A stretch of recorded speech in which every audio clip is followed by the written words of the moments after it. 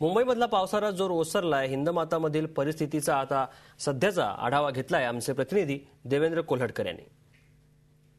मुंबईमध्ये सकाळपासूनच पडणाऱ्या मुसळधार पावसाचा जोर आता कमी झालाय. यावेळी आम्ही हिंदमाता परिसरात आहोत. तिथे आपण पाहिलं तर वाहतूक जी आहे ती सुरळीत झालेली आहे.